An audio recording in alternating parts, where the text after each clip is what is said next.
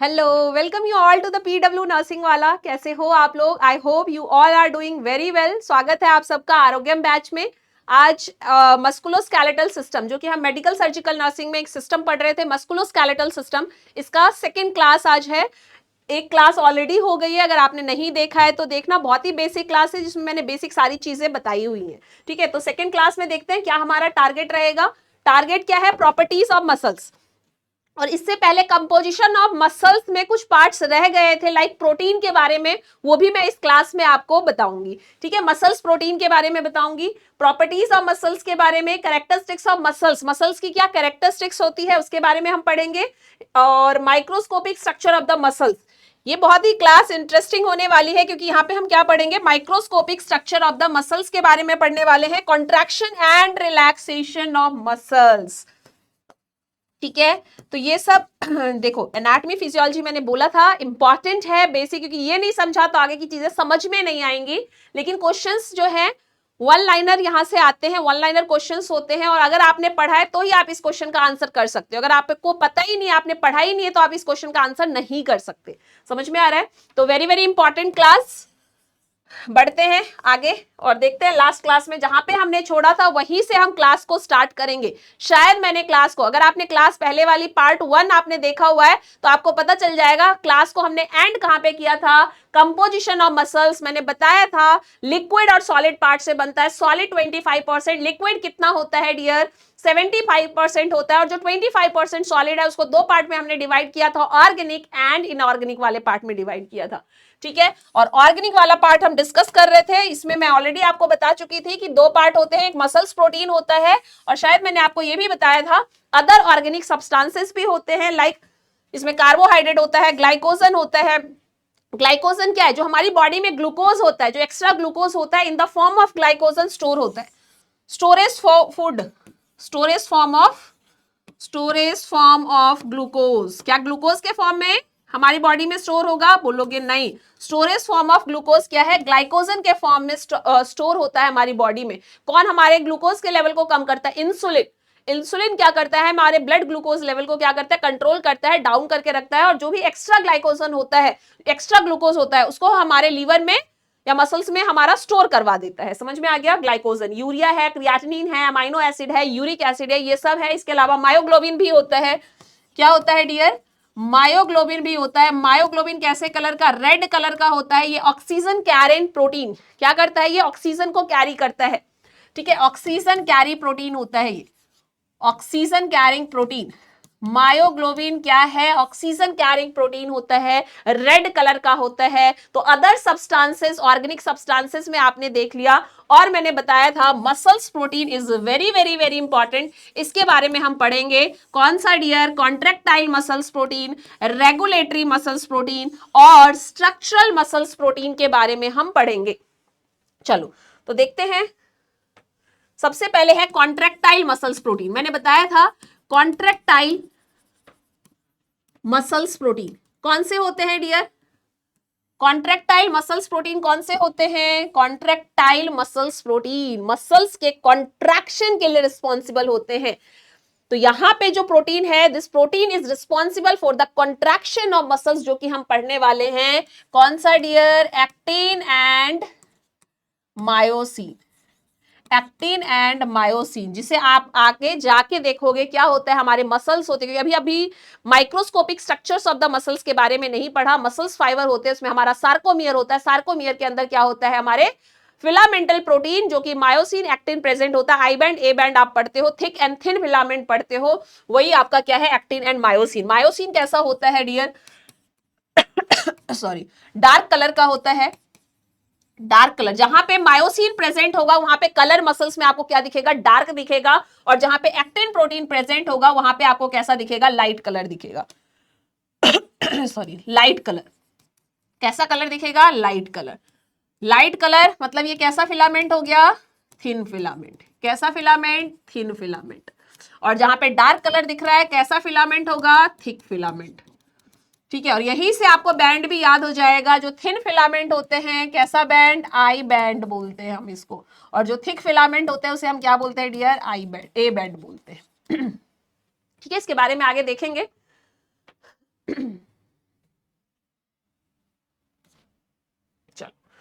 तो actin myosin हमारा क्या है dear? Contractile muscles protein responsible for the contraction of muscles पूछा जाएगा तो आप इन दोनों का नाम दोगे। सेकेंड नंबर पे हम क्या देखते हैं? Regulatory muscles protein. Regulatory muscles protein, इसका मैं स्ट्रक्चर भी बताऊंगी, एक्टिन एंड मायोसिन का स्ट्रक्चर कैसा होता है आगे देखेंगे। रेगुलेटरी मसल्स प्रोटीन जो रेगुलेट करते हैं कब कॉन्ट्रैक्शन करवाना है, कब रिलैक्सेशन करवाना है, मसल्स कब तक कॉन्ट्रैक्ट रहेगा, कब रिलैक्स होगा, ये सारी चीजें। रेगुलेटरी मसल्स प्रोटीन कौन से होते हैं डियर? जो ये बताते हैं कॉन्ट्रैक्शन करवाना है, रिलैक्सेशन, जिसके बारे में मैंने आपको बताया है, तो ये हमारा होता है ए एंड बी। तो इसके बारे में मैंने बताया था ट्रोपोनिन। क्या होता है डियर? ट्रोपोनिन। और ट्रोपोनिन कितने टाइप का होता है? Troponin trop I, trop I, trop T, troponin T and trop C, troponin C. अब इसके बारे में याद रखना, एक तो होता है कि इजीली हम टेस्ट कर सकते हैं, जैसे कार्डियक मार्कर हम देखते हैं तो क्या होता है? Trop I best cardiac marker क्या होता है? Trop I is the best cardiac marker. लेकिन जो इजीली हम कर सकते हैं, जो इजीली हम कर सकते हैं वो क्या होता है? ट्रॉप टी। जैसे प्रेगनेंसी का किट आता है वैसे ट्रॉप टी का क्या आता है? किट आता है और ब्लड से हम चेक करके बता देते हैं। कार्डियक मार्कर को हम इस तरह से किट के थ्रू चेक करते हैं, ट्रॉप टी तो बेस्ट कार्डियक मार्कर। और ट्रोपोनिन सी, यहाँ पे ट्रोपोनिन सी में क्या होता है? ड्यूरिंग मसल्स कॉन्ट्रैक्शन जो calcium bind with troponin C, during muscular contraction troponin myosin bind with during muscles, पूरा लिख लेना, ड्यूरिंग ध्यान से लिखना, during muscle contraction, during muscles contraction calcium bind with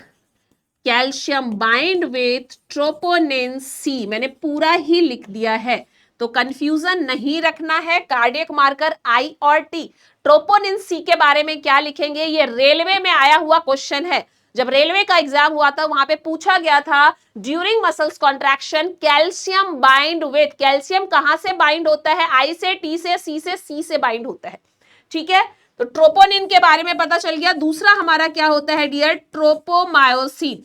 tropomyosin, और ये एक्टिन जो है, मायोसिन जो पढ़ते हो इसका स्ट्रक्चर भी मैं बताऊंगी और कहां पे प्रेजेंट होता है। एक्टिन की साइड पे प्रेजेंट होता है। यहां पे अगर मैं एक्टिन का डायग्राम बनाऊं तो इस तरह से डबल हेलिकल स्ट्रक्चर,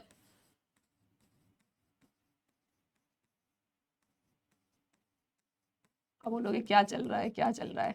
डायग्राम बना रही हूं मैं, ठीक है, एक्टिन का। या फिर सीधा सिंपल सा इस तरह से हम एक्टिन का डायग्राम बनाते हैं और यहाँ पे प्रेजेंट होता है इसके साइड पे, जहां पे मायोसिन को अटैच होना है एक्टिव साइड, वहां पे ट्रोपोमायोसिन प्रेजेंट होता है। और इस तरह का ट्रायंगुलर स्ट्रक्चर में इस तरह से दूसरे कलर से बना लेते हैं, इस तरह से क्या प्रेजेंट होता है? ये होता है ट्रोपोनिन।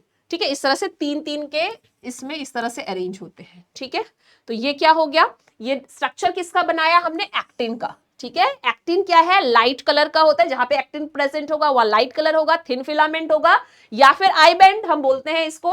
और इसी के साइड पे क्या प्रेजेंट होता है? यहाँ पे ट्रोपोमायोसिन प्रेजेंट होता है और तीन जो है इस तरह से ट्रोपोनिन प्रेजेंट होता है। और मायोसिन का अगर हम स्ट्रक्चर देखें तो ये मायोसिन का टेल होता है और इस तरह से इसके हेड वाले पार्ट होते हैं।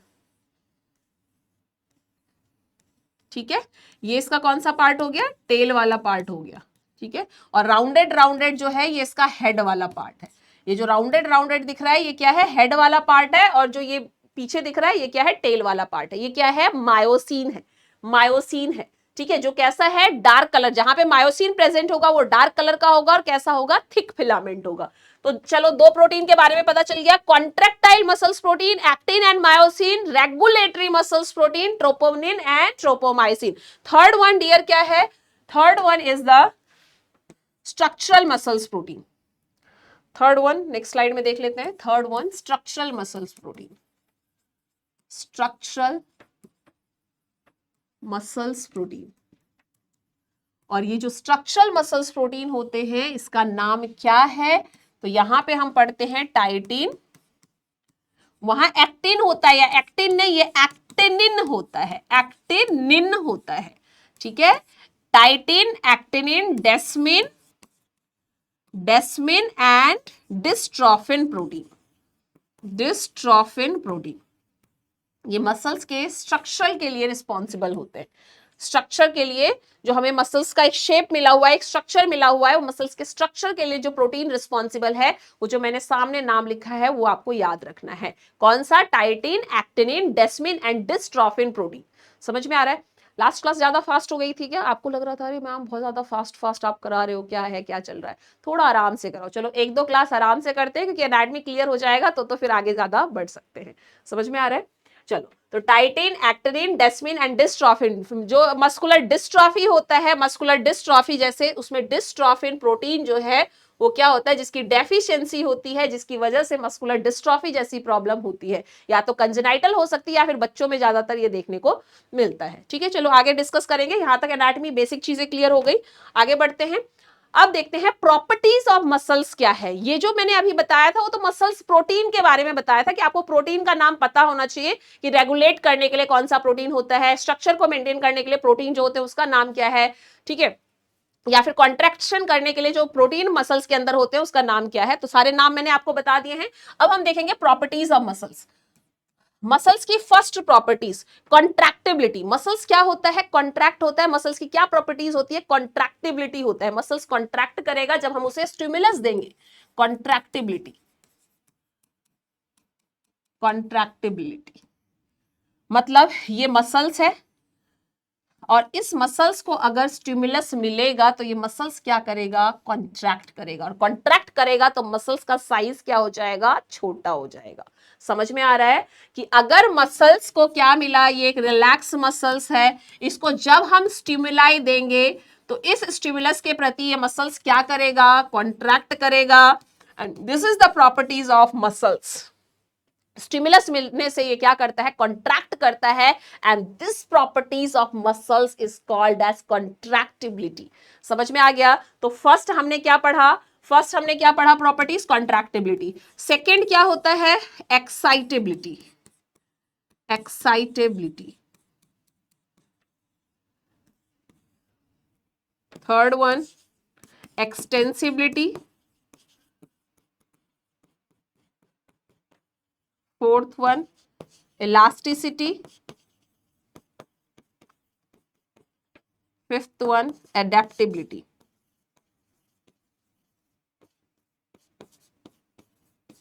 एडेप्टिबिलिटी। अरे बोलो, समझ में आ रहा है या नहीं? मसल्स के बारे में ऐसा तो नहीं है कि बोर हो रहे हो मैम, क्या बता रहे हो, मसल्स मसल्स मसल्स। अरे मसल्स का टॉपिक चल रहा है तो मसल्स ही तो बताऊंगी। और अब समझो मसल्स की प्रॉपर्टीज के बारे में आपको पता चल रहा है कि मसल्स क्या होता है। एक कॉन्ट्रैक्टाइल टिश्यू है जो हमने स्टार्टिंग में पढ़ा था। मसल्स के अंदर क्या प्रॉपर्टीज होती है कि वो कॉन्ट्रैक्ट हो सकता है, रिलैक्स हो सकता है, कॉन्ट्रैक्ट हो सकता है, रिलैक्स हो सकता है। समझ में आ रहा है? तो मैंने सारे एक साथ लिख दिए, मैं इसको समझाऊंगी भी।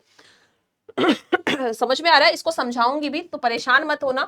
कॉन्ट्रैक्टिबिलिटी का मतलब मैंने बता दिया, when we give a stimulus to the muscles, उसके अगेंस्ट में उसने क्या किया? रिस्पॉन्ड किया। क्या किया? कॉन्ट्रैक्ट हुआ। तो ये क्या है? कॉन्ट्रैक्टिबिलिटी। दूसरा है एक्साइटेबिलिटी, कि मसल्स को अगर कुछ स्टिमुलस मिलेगा तो एक्साइट होगा। उसमें अगर आपके ऑप्शंस में होता है एक्साइटेबिलिटी हो गया। एक्सटेंसिबिलिटी का मतलब क्या है? कि मसल्स क्या होता है? स्ट्रेच होता है। ठीक है, मसल्स क्या होगा? स्ट्रेच होगा। तो ये क्या है? एक्साइट होता है। एक्सटेंसिबिलिटी का मतलब क्या? आप जब स्ट्रेच करोगे तो स्ट्रेच होगा, टूटेगा नहीं, ब्रेक नहीं होगा, एक्सटेंस हो सकता है, फिर रिलैक्स होगा। और इलास्टिसिटी का मतलब क्या होता है डियर? यहाँ पे जो इलास्टिसिटी लिखा है, इस इलास्टिसिटी का मतलब क्या होता है कि दोबारा से जो एक्सटेंड हुआ था वो क्या होगा? रिकॉइल होकर अपने नॉर्मल पोजीशन पे आ जाएगा। तो ये एक्सटेंसिबिलिटी, इलास्टिसिटी। एक्सटेंसिबिलिटी जब आप, जैसे रबड़ से मैं एग्जांपल दूं, रबड़ को हम स्ट्रेच करते हैं तो खिंचता है ना, टूटता तो नहीं है। वही प्रॉपर्टीज मसल्स के अंदर भी होता है कि जब मसल्स को हम स्ट्रेच करते हैं तो वो स्ट्रेच होता है, ब्रेक नहीं होता। This properties is called as, क्या बोलेंगे हम? एक्सटेंसिबिलिटी। और दोबारा से जब हम उसे छोड़ देंगे, जैसे रबड़ को आप छोड़ दोगे तो दोबारा से अपने पोजीशन पे आ जाएगा, उसे हम क्या बोलेंगे? इलास्टिसिटी। समझ में आया? एक्सटेंसिबिलिटी, इलास्टिसिटी, ये मसल्स की प्रॉपर्टीज होती है। मसल्स में एक्साइटेशन होता है, कॉन्ट्रैक्ट रिलैक्स करता है। एक्सटेंसिबिलिटी भी इसकी प्रॉपर्टीज है। और जो कार्डियक मसल्स होते हैं उसकी एक स्पेशल प्रॉपर्टीज भी होती है जिसे हम बोलते हैं ऑटोरिथमिसिटी। समझ में आ रहा है? Autorhythmicity and conductivity is the special properties only and only cardiac muscles के अंदर होगा। ठीक है, इसलिए मैंने कॉमन मसल्स में नहीं लिखा है, उसे हम कार्डियक मसल्स करके फिर लिखेंगे कि कार्डियक मसल्स में स्पेशल प्रॉपर्टीज क्या होगा कि वो ऑटोरिथमिसिटी होता है, जो बोलते हैं ना pacemaker of the heart, conduction system आप पढ़ते हो, वहां से इंपल्स जनरेट होता है, एसए नोड होता है, तो वो सिर्फ और सिर्फ कार्डियक मसल्स की स्पेशल प्रॉपर्टीज होती है, ऑटोरिथमिसिटी एंड कंडक्टिविटी, कि वो इंपल्सेस को जनरेट कर सकता है। बाकी सब मसल्स में आप क्या रखोगे कि कॉन्ट्रैक्ट हो सकता है, रिलैक्स हो सकता है, एक्साइट हो सकता है, मसल्स इलास्टिसिटी, एक्सटेंसिबिलिटी होता है, कि जैसे मैंने रबड़ का एग्जांपल दिया, उसे हम क्या करेंगे, स्ट्रेच करेंगे तो ब्रेक नहीं होगा और फिर दोबारा से अपने नॉर्मल शेप में आ जाएगा, वो क्या होगा, इलास्टिसिटी होगा। और एडेप्टेबिलिटी क्या है, जैसे आप पढ़ते हो कि कोई सेल है, ठीक है, उसमें क्या हो रहा है, इंक्रीज हाइपरप्लेजिया हो रहा है, ठीक है, और दोबारा से एट्रोफी हो रहा है, वैसे यहाँ पे क्या होगा, जैसे मसल्स में हाइपरप्लेजिया की कंडीशन हो सकता है, हाइपर एट्रोफी सिकुड़ जाएगा, मतलब अपने नॉर्मल छोटे पोजीशन में आ जाएगा तो एट्रोफी हो जाएगा। जैसे यूट्रस के मसल्स की भी मैं बात करूं तो जब एक बच्चा होता है, छोटा होता है, तो वहां पे यूट्राइन सर्विक्स का रेशो पूछा जाता है, समझ में आ रहा है? तो क्या होता है, उसका धीरे धीरे साइज चेंज होता है ना, यूट्राइन सर्विक्स रेशो धीरे धीरे चेंज होता रहता है। वैसे ही आगे मसल्स के बारे में अगर आपसे पूछा जाएगा तो एडेप्टेबिलिटी भी एक क्या है, प्रॉपर्टीज ऑफ द मसल्स है। समझ में आया? तो ये आपको नाम याद रखना है, अगर आपके ऑप्शंस में आता है क्या मसल्स की प्रॉपर्टीज होती है, प्रॉपर्टीज क्या है, कॉन्ट्रैक्ट हो सकता है, रिलैक्स हो सकता है, इलास्टिसिटी हो सकता है, एक्सटेंसिबिलिटी हो सकता है, और ऑटोरिथमिसिटी एंड कंडक्टिविटी। यहां पे मैं लिख देती हूं कार्डियक मसल्स जो होता है, कार्डियक मसल्स की एक स्पेशल प्रॉपर्टीज होती हैं जो आप यहां पे याद रखोगे, autorhythmicity, autorhythmicity and conductivity. Autorhythmicity and conductivities is the special properties of the cardiac muscles. समझ में आया? ये किसकी स्पेशल प्रॉपर्टीज है डियर? ये कार्डियक मसल्स की स्पेशल प्रॉपर्टीज हैं। कार्डियक मसल्स की स्पेशल प्रॉपर्टीज होती हैं ऑटोरिथमिसिटी एंड कंडक्टिविटी। बाकी मैंने प्रॉपर्टीज ऑफ मसल्स बता दिया, contractility, excitability, extensibility, elasticity and adaptability. तो बताओ यहां तक चीजें समझ में आई? प्रॉपर्टीज ऑफ मसल्स आपको क्लियर हो गया? पूरा डेफिनेशन मैं यहाँ पे नहीं लिख रही हूँ, बाकी जब आपको यहाँ पे नोट्स वगैरह मिलेगा तो, क्योंकि हैंड रिटन में बहुत लंबी वीडियो हो जाएगी, अगर हम पूरे एमएसएन को एक एक लाइन में लिखने लगे तो वेरी लॉन्ग, ठीक है, बहुत लंबी वीडियो हो जाएगी, इसलिए मैंने आपको समझाया है, नोट्स मिलेगा जब, तो उससे आप पूरा रिवाइज करोगे तो सारी चीजें क्लियर हो जाएंगी। तो यहाँ क्लास में मेन टारगेट क्या होगा कि आपको समझना है चीजों को, ठीक है, क्योंकि बहुत लंबी लंबी डेफिनेशन है, उसको हम पढ़ेंगे। जैसे हम आइसोटोनिक और आइसोमेट्रिक एग्जाम्पल देती हूँ कि मसल्स को आपने क्या किया, एक्साइट किया, यहाँ पे प्रॉपर्टीज क्या होती हैं, आइसोटोनिक, आपने नाम सुना होगा ना, आइसोटोनिक और आइसोमेट्रिक। अब देखो यहां से आपको एक चीज क्लियर हो जाएगी, आइसोटोनिक का अगर मैं, आइसो मतलब क्या होता है डियर, सेम, आइसो का मतलब क्या होता है, सेम, और टोनिक का मतलब क्या होता है, टोन। तो जिस मसल्स का टोन सेम रहे बट लेंथ चेंज हो जाए, उस टाइप के मसल्स को हम क्या बोलते हैं, आइसोटोनिक मसल्स, आइसोटोनिक कॉन्ट्रैक्शन, ठीक है। और आइसोमेट्रिक का मतलब क्या होता है, फिर से आइसो का मतलब सेम हुआ और मेट्रिक का मतलब हम यहां लेंथ से कहते हैं। तो क्या आप मुझे इसका एग्जाम्पल बता सकते हो, आइसोटोनिक और आइसोमेट्रिक का एक एक एग्जाम्पल? जैसे मैंने ये लिखा है ना कि आइसोटोनिक है, तो आइसोटोनिक का एक एग्जाम्पल बताओ, वो ऐसे मसल्स का बताना, वैसे कंडीशन बताना जिसमें क्या हो, मसल्स की टोन सेम रहे, ठीक है ना, isotonic, same tone but length change हो जाए। तो देखो मैं अपने हैंड का क्या करूंगी, मेरे हाथ को देखना, मैं फ्लेक्शन करूंगी, यहां पे मैं अपने हैंड का क्या कर रही हूं, फ्लेक्शन, एक्सटेंशन, मेरे यहां पे जो टोन है वही सेम टोन यहां पे भी है, मैं हैंड का क्या कर रही हूं, बार बार फ्लेक्शन, एक्सटेंशन, लेकिन इसमें क्या है, मसल्स में सेम टोन है। ऐसा नहीं है कि मुझे मसल्स को क्या करना पड़ रहा है, कॉन्ट्रैक्ट करना पड़ रहा है, रिलैक्स करना पड़ रहा है, कॉन्ट्रैक्ट रिलैक्स नहीं, मैं हैंड के फ्लेक्शन और एक्सटेंशन में मसल्स का टोन जो यहां पे है वही सेम टोन यहां पे भी है। अब आइसोमेट्रिक की मैं एग्जांपल दूं, आइसोमेट्रिक का मतलब होता है सेम लेंथ सेम रहना चाहिए, जो मसल्स है, ये जो मसल्स है उसका लेंथ सेम रहना चाहिए, चाहे टोन चेंज हो जाए लेकिन लेंथ में चेंज नहीं होना चाहिए। समझ में आ रहा है? तो इसका एग्जांपल क्या है, इसका एग्जांपल क्या है आइसोमेट्रिक का, जिसमें लेंथ सेम रहेगा। जैसे मान लो ये वॉल है, ठीक है, मैं वॉल को क्या कर रही हूं, यहाँ पे इस वॉल को मैं एकदम धक्का दूंगी, ठीक है, तो क्या ये वॉल गिर जाएगा? अरे भाई कहां से गिरेगा मुझसे, भूकंप भी गिरा नहीं पा रहा है, ऐसे आजकल बहुत ज्यादा भूकंप आ रहे हैं, है ना, तो वो उससे तो गिर नहीं रहा, तो मैं कहां से गिरा लूंगी, नहीं गिरेगा। लेकिन मैं उसे गिराने के लिए क्या कर रही हूँ, मैं एकदम धक्का दे रही हूँ, बहुत ज्यादा एकदम कर रही हूँ, तो मैं अपने मसल्स में क्या लेके आ रही हूँ, टोन लेके आ रही हूँ। Push the wall, push the wall, मैं पुश द वॉल कर रही हूँ, मतलब मैं क्या कर रही हूँ, धक्का लगा रही हूँ, एकदम ताकत लेके आ रही हूँ, मेरे मसल्स में क्या आ रहा है, टोन आ रहा है। आप एग्जाम्पल से समझ में आ रहा है, पुश द वॉल। या फिर मैं किसी बुक को, मान लो भारी सी बुक को उठा रही हूँ, या फिर बॉटल रखा है, मैं इस बॉटल को उठा रही हूँ, तो इस बॉटल को उठाने के लिए मुझे मसल्स में टोन लेके आना पड़ रहा है। ठीक है, मैंने इस बॉटल को यहां रखा है, मैंने ऐसे उठा दिया, सीधे मैंने उठा दिया, ठीक है, मसल्स की लेंथ तो सेम है, लेकिन मुझे मसल्स में क्या लेके आना हुआ, टोन लेके आना हुआ इसे उठाने के लिए। तो ये जो एग्जाम्पल है जिसमें लेंथ सेम रहता है, लेंथ सेम रहता है बट उसके टोन में चेंज हो जाता है, उसे हम बोलते हैं आइसोमेट्रिक। और जिसमें सेम टोन रहता है बट लेंथ चेंज हो जाता है, उसे हम बोलते हैं आइसोटोनिक। आगे भी मैं इस चीज को आगे आपको बताऊंगी। तो same tone but length, length different, different. इसका एग्जाम्पल मैंने डियर क्या बताया, इसका एग्जाम्पल मैंने क्या बताया, flexion of hand, flexion of, flexion and extension of hand. Isometric में मैंने बोला same length but different, same length but different tone of muscles, different tones of muscles. जैसे मैंने एग्जाम्पल आपको बता दिया इसका, push the wall, push the wall, and push the wall is the example of isometric. ठीक है, तो isotonic, isometric आपको समझ में आ गया कि ये जो मसल्स की क्या प्रॉपर्टीज होती हैं। आइसोटोनिक मसल्स, आइसोमेट्रिक के बारे में पूछा जाएगा, जैसे एक्सरसाइज भी करते हैं तो वहां से भी क्वेश्चन पूछा जाता है। तो जब आपको पता रहेगा इस आइसोटोनिक वर्ड और आइसोमेट्रिक वर्ड का मीनिंग, तो आप बता सकते हो। ये भी प्रॉपर्टीज ऑफ मसल्स में आपने देखा, एग्जाम्पल के साथ देखा कि अगर आपसे दिया जाता है flexion and extension of hand, जिसे फ्लेक्शन और एक्सटेंशन करने के लिए क्या है, मसल्स में कोई टोन नहीं लाना पड़ रहा, जैसा टोन है मैं अपने लेंथ को क्या कर रही हूँ, बार बार चेंज कर रही हूँ। ठीक है, और अगर मैं किसी भारी चीज को उठा रही हूं, मान लो सीधा, मेरे लेंथ तो सेम है लेकिन मैं क्या कर रही हूं, उसे उठाने के लिए ताकत लगा रही हूं, टोन लेके आ रही हूं, तो मैं अपने टोन को चेंज कर रही हूं, लेंथ मेरा सेम है, and is called as isometric. I thought, मुझे लगता है आपको क्लियर हो गया होगा। The special properties of muscles, of cardiac muscles, वो भी मैंने बताया है, और ये सारी जो है वो क्या है, प्रॉपर्टीज ऑफ मसल्स है। Clear to all of you? चलो आगे बढ़ते हैं। नेक्स्ट है कैरेक्टरिस्टिक्स ऑफ मसल्स। मसल्स की क्या कैरेक्टरिस्टिक्स होती है, इसे टेबल के फॉर्म में देख लेते हैं। सारे मसल्स को देखना पड़ेगा, इसलिए in the form of table हम देखेंगे, in the form of table देखेंगे। स्केलेटल मसल्स को देखेंगे, कार्डियक मसल्स को देखेंगे, एंड स्मूथ मसल्स को देखेंगे। ठीक है, यहां पे हम उसके कैरेक्टरिस्टिक्स को लिख लेते हैं।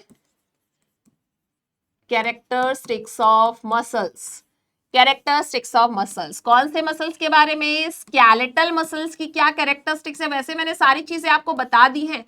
कार्डियक मसल्स की क्या स्पेशल प्रॉपर्टीज आपने पढ़ा है, क्या कैरेक्टरिस्टिक्स होगा कार्डियक मसल्स का, उसके बारे में देखेंगे। और यहां पे हम देखेंगे about the smooth muscles, smooth muscles की क्या स्पेशल प्रॉपर्टीज, कैरेक्टरिस्टिक्स है, उसके बारे में हमें देखना है। चलो देखते हैं, सबसे पहले हम देख लेते हैं कैरेक्टरिस्टिक्स में मसल्स के बारे में, कैसा मसल्स का स्ट्रक्चर होता है, मसल्स का कैसा स्ट्रक्चर होता है। तो यहाँ पे स्ट्रक्चर मैं कहती हूँ, ये मसल्स जो होता है ये सिलेंड्रिकल होता है और मल्टी न्यूक्लिएटेड होता है। बताया था स्ट्राइशन प्रेजेंट होता है। तो देखो स्केलेटल मसल्स मैंने बनाया, इसमें क्या होता है डियर, स्ट्राइशन इस तरह से प्रेजेंट होता है ना। क्या होगा, मल्टीपल स्ट्रेटेड स्ट्राइशन क्या है यहाँ पे प्रेजेंट है। तो ये मैंने मसल्स का स्ट्रक्चर यहाँ पे बनाया है। अगर मैं कार्डियक मसल्स को बनाऊं, सॉरी, तो ये शॉर्ट होता है, सिलेंड्रिकल होता है बट ब्रांच्ड होता है। शॉर्ट होगा, सिलेंड्रिकल होगा बट क्या होगा, ब्रांच्ड होगा। और यहां पे बीच में आपको क्या दिखेगा, मेम्ब्रेनस फोल्ड, जिसे हम बोलते हैं इंटरकैलेटेड डिस्क। इस तरह से मेम्ब्रेनस फोल्ड दिखेगा, जिसे हम डियर क्या बोलेंगे, इंटरकैलेटेड डिस्क बोलेंगे। तो आपने देखा कि कैसा स्ट्रक्चर है मसल्स का, स्केलेटल मसल्स का, ये कैसे शेप का होता है, सिलिंड्रिकल होता है। कैसा स्ट्रक्चर है, कैसा शेप है, तो सिलिंड्रिकल है। ये कैसा है डियर, शॉर्ट है, ब्रांच्ड है, शॉर्ट है, ब्रांच्ड है एंड सिलिंड्रिकल है, एंड सिलिंड्रिकल स्ट्रक्चर है। और अगर मैं स्मूथ मसल्स की बात करूं तो ये स्पाइंडल शेप का होता है। मतलब कैसे शेप का होगा डियर, स्पाइंडल शेप का होगा। ठीक है, कैसे शेप का होगा, स्पाइंडल शेप का होगा। मतलब और ये सिंगल ही होता है, इस तरह से मैंने बताया था, स्पाइंडल शेप का होगा। क्लियर है, कैसे शेप का शेप दिख रहा है, स्पाइंडल शेप का। और यूनिन्यूक्लिएटेड होता है, एक ही न्यूक्लियस होता है, बट ये दोनों मल्टी स्ट्रेटेड होते हैं। मतलब मैंने बताया था ये क्या होते हैं, नॉन स्ट्रेटेड मसल्स होते हैं, वो नॉन स्ट्रेटेड मसल्स होता है। उस दिन क्लास में आपने नहीं देखा है तो देखना, स्ट्राइशन का मतलब फर्स्ट क्लास में मैंने बताया था, मल्टीपल मायोफाइब्रिल्स यहाँ पे क्या होंगे, प्रेजेंट हो गए, ग्रुप ऑफ मायोफाइब्रिल्स हो गए, यहाँ पे सिंगल वन यूनिट होगा जिसे हम स्पाइंडल शेप का और यूनिन्यूक्लिएटेड बोलते हैं। क्लियर है, तो पहला स्ट्रक्चर आपको पता चल गया। दूसरा न्यूक्लियस की ही बात कर लेते हैं कि बताओ न्यूक्लियस सब में क्या होगा, न्यूक्लियस की बात बताओ। तो यहां पे मैंने बोला था मल्टी न्यूक्लिएटेड होगा, ये मल्टी न्यूक्लिएटेड, ये भी मल्टी न्यूक्लिएटेड होगा। दूसरा वाला कार्डियक मसल्स भी क्या होगा, मल्टी न्यूक्लिएटेड होगा, ये यूनिन्यूक्लिएटेड होगा। चलो, तो यहां पे न्यूक्लियस के बारे में भी हमने देख लिया। नेक्स्ट हम देखेंगे स्ट्राइशन के बारे में। स्ट्राइशन, तो स्ट्राइशन कहां प्रेजेंट होता है, ये स्ट्रेटेड होता है, ये striation present is called as striated muscles. यहां पे भी स्ट्राइशन क्या होगा, प्रेजेंट होगा, because cardiac muscles is also called as straighted muscles but smooth muscles is called as non straighted muscle। यहां पे स्ट्राइशन क्या होगा डियर, एब्सेंट होगा। यहां पे क्या है, स्ट्राइशन एब्सेंट है। अगर मैं बात करूं यहां पे फोर्थ फैटीग की, तो मुझे बताओ कौन से मसल्स में फैटीग होता है, कौन से मसल्स में फैटीग नहीं होगा। नेक्स्ट स्लाइड में देख ले, नेक्स्ट स्लाइड में देख लेते हैं कौन सा पॉइंट था हमारा, fourth fatigue. Fatigue, skeletal muscles वही चल रहा है, और कार्डियक मसल्स, स्मूथ मसल्स। ठीक है, ये हमारा कौन सा था, स्केलेटल, ये हमारा कार्डियक, और ये हमारा स्मूथ मसल्स। स्मूथ मसल्स, तो skeletal muscles, cardiac muscles and smooth muscles. जो फैटीग होता है वो किस में प्रेजेंट होगा, कौन सी मसल्स थकती नहीं है, बताया था ना, कौन सी मसल्स थकेगी नहीं। On the basis of control भी पढ़ा था, ऑन द बेसिस ऑफ आपने पढ़ा था कि कंट्रोल के बेसिस पे वॉलेंट्री और इनवॉलेंट्री कंट्रोल, कौन सी हमारे कंट्रोल में है, कौन किसे हम कंट्रोल नहीं कर सकते। समझ में आ रहा है, तो ऑन द बेसिस ऑफ अगर आपसे पूछा जाए फैटीग किस में होगा, क्योंकि यहाँ पे क्या होता है, इसमें फैटीग प्रेजेंट होता है डियर, फैटीग प्रेजेंट होता है। यहाँ की जो स्केलेटल मसल्स फाइबर होती हैं वो कैसी होती है, ग्लाइकोलाइटिक नेचर फाइबर की होती हैं। यहाँ पे रेस्पिरेशन कैसा होता है, यहाँ के जो मसल्स होते हैं स्केलेटल मसल्स की अगर मैं बात करूं, स्केलेटल मसल्स की यहाँ पे होता है एनारोबिक रेस्पिरेशन, एनारोबिक ऑक्सीडेशन होगा, और एनारोबिक रेस्पिरेशन होने की वजह से, एनारोबिक ऑक्सीडेशन होने की वजह से यहाँ पे क्या होता है, लैक्टिक एसिड का फॉर्मेशन होता है। ठीक है, एनारोबिक जिसे ऑक्सीजन नहीं भी होगा, आप जा रहे हो तो क्या होगा, वहां पे लैक्टिक एसिड का फॉर्मेशन होगा, लैक्टिक एसिड होगा तो क्या होगा, आपको पेन होगा, आप थक जाओगे। समझ में आ रहा है, तो स्केलेटल मसल्स कैसे, कैसे मसल्स फाइबर है, ग्लाइकोलाइटिक फाइबर्स होते हैं। एनारोबिक रेस्पिरेशन, एनारोबिक ऑक्सीडेशन होता है, और एनारोबिक ऑक्सीडेशन जब होता है तो वहां पे किसका फॉर्मेशन होता है डियर, लैक्टिक एसिड का फॉर्मेशन होता है, और लैक्टिक एसिड होगा तो क्या होगा, आपको पेन होगा, आप थक जाओगे, आपको फैटीग हो जाएगा। लेकिन कभी भी कार्डियक और स्मूथ मसल्स में फैटीग नहीं होता है। क्या यहां आपने लिखा है फैटीग प्रेजेंट, क्या यहां फैटीग होगा, आप बोलोगे नहीं, यहां पे फैटीग क्या होगा डियर, एब्सेंट होगा। यहां पे भी फैटीग क्या होगा डियर, एब्सेंट होगा। ये मसल्स कभी भी नहीं थकते हैं। कभी आपने देखा हर्ट, चल भाई अब मैं बहुत थक गया हूं, मैं इतने सालों से काम कर रहा हूं, अब मैं नहीं चल रहा, ऐसा होगा तो फिर सब कुछ खत्म ही हो जाएगा, है ना, ऐसा तो होता नहीं। तो ये मसल्स, कार्डियक मसल्स कभी भी थकते नहीं। ठीक है, ये कैसे नेचर के होते हैं डियर, ये कैसे ऑक्सीडेटिव फाइबर्स होते हैं, ऑक्सीडेटिव नेचर के होते हैं, ऑक्सीजन की प्रेजेंस में काम करते हैं, ऑक्सीडेटिव मसल्स फाइबर होते हैं, oxidative muscles fibre cardiac muscles fibre होते हैं, ऑक्सीजन की प्रेजेंस में काम करेंगे। कैसा रेस्पिरेशन होता है यहाँ पे, हमेशा एनारोबिक ऑक्सीडेशन, एनारोबिक रेस्पिरेशन होता है। और जब हमें एनारोबिक का मतलब क्या है, ऑक्सीजन की प्रेजेंस में होगा। क्या होगा डियर, ऑक्सीजन की प्रेजेंस में होगा। यहाँ lactic acid, no formation of lactic acid, यहाँ पे लैक्टिक एसिड का फॉर्मेशन होगा ही नहीं, ये मसल्स में कभी फैटिग नहीं होगा। ये पॉइंट आपको यहाँ पे याद रखना है, ठीक है। फैटिग से रिलेटेड समझ में आया क्या, फैटिग समझ में आया। अगर मैं यहाँ पे लिख दूं इंटरकैलेटेड डिस्क, किस में प्रेजेंट होता है, किस मसल्स में प्रेजेंट होता है, तो अभी मैंने बताया था ये एक मस्कुलर क्या है, मेम्ब्रेनस फोल्ड होता है, ठीक है। ये क्या होता है, मेम्ब्रेनस फोल्ड होता है मसल्स के ऊपर, जो कि किस में प्रेजेंट होता है, only and only cardiac muscles में प्रेजेंट होगा। देखो डायग्राम, यहां मैंने बताया था ये क्या है, इंटरकैलेटेड डिस्क है, जो किस में प्रेजेंट होता है, सिर्फ और सिर्फ कार्डियक मसल्स में यहाँ पे प्रेजेंट होता है, कार्डियक मसल्स में प्रेजेंट होगा, स्केलेटल में एब्सेंट होगा, स्मूथ मसल्स में भी क्या होता है डियर, ये एब्सेंट होता है। समझ में आ गया, इंटरकैलेटेड डिस्क। अगर मैं नर्व सप्लाई की बात करूं, कंट्रोल की बात करूं, वेरी वेरी इंपॉर्टेंट, कंट्रोल की बात करूं, या फिर आपसे पूछूं कि बताओ नर्व सप्लाई कौन करता है, और स्केलेटल मसल्स ये सब किसके कंट्रोल में होते हैं, कौन सा सिस्टम इसे कंट्रोल करता है, तो शायद मैंने लास्ट क्लास में आपको बताया था ऑटोनॉमिक नर्वस सिस्टम, सिंपैथेटिक और पैरासिम्पैथेटिक के कंट्रोल कौन करता है, कार्डियक और स्मूथ मसल्स को करता है, क्योंकि ये हमारी कंट्रोल में नहीं है, ये अपने आप काम करेंगे। कौन सा सिस्टम इसे कंट्रोल कर रहा है, autonomic nervous system, ANS, autonomic nervous system, जिसमें क्या आता है dear, sympathetic and parasympathetic, sympathetic and parasympathetic आता है।